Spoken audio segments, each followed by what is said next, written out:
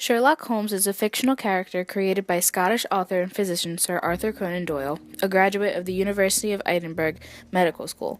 A London-based consulting detective whose abilities border on the fantastic, Holmes is known for his perceptive, logical reasoning, his ability to adopt almost any disguise, and his use of forensic science to solve difficult cases. Holmes worked as a detective for 23 years, with physician John Watson assisting him for 17. They were roommates before Watson's 1887 marriage and again after his wife's death. Their residence in 221B Baker Street is maintained by their landlady, Mrs. Hudson. The time setting of the late 19th century approves of different morals than that of the 21st century. Holmes occasionally uses addictive drugs, especially when lacking stimulating cases. Modern readers of the Holmes stories are apt to be surprised by this, though Watson describes this as Holmes's only vice. Drugs like this were legal in the 19th century England. Both Watson and Holmes are continual tobacco users, including cigarettes, cigars, and pipes, though this was not an uncommon habit during this era. Arthur Conan Doyle, the author of the novels, said that Holmes was inspired by Joseph Bell, a surgeon at the Royal Infirmary of Edinburgh, for whom he had worked as a clerk.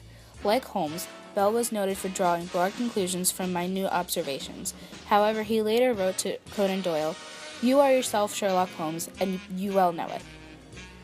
Sir Henry Littlejohn, chair of medical jurisprudence at the University of Edinburgh Medical School, is also cited as an inspiration for Holmes. Littlejohn, who was also police surgeon and medical officer of health in Edinburgh, provided Doyle with a link between medical investigation and the detection of crime. The definition of a classic, the one that pertains to a novel, is a work of art of recognized and established value. The Sherlock Holmes stories is honestly a perfect example of a classic novel. They've helped relate forensic science, particularly Holmes's acute observation of small clues, and literature. He uses trace evidence, such as shoe and tire impressions, fingerprints, ballistics, and handwriting analysis to evaluate his theories and those of the police. Some of the detectives' investigative techniques, such as fingerprint and handwriting analysis, were in their infancy when the stories were written.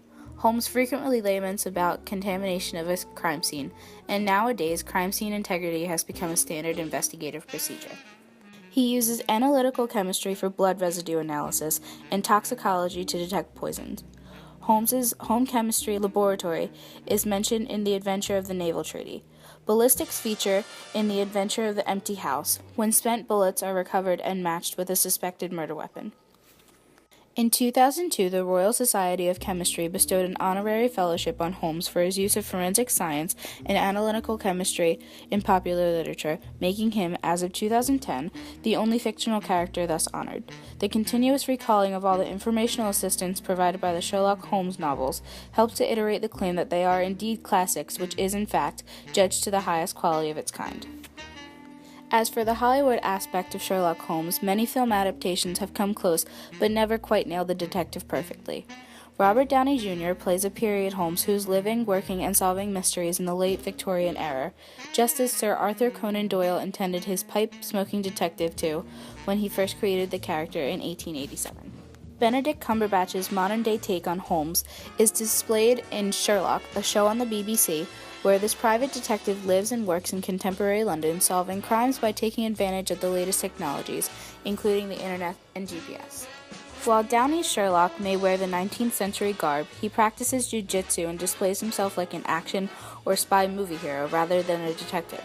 Cumberbatch's Sherlock, however, portrays himself as the smartest person in the room with a slight air of arrogance surrounding him, just as Holmes is written in the books. Unfortunately, literary Holmes was not written with so much arrogance. Cumberbatch's Sherlock emphasizes his arrogance and inability to connect with people.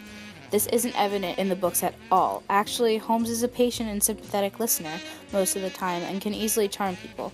He has people skills and he uses them. Cumberbatch's character couldn't possibly connect with the irregulars the way literary Holmes does. Literary Holmes has people skills. Cumberbatch does not. Dear God, what is it like in your funny little brains? It must be so boring.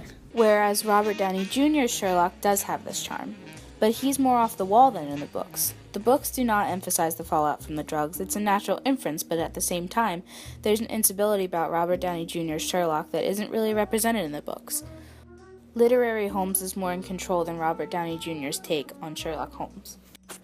While both adaptations emphasize on Sherlock qualities, neither quite fit the perfect description of a Sherlock Holmes.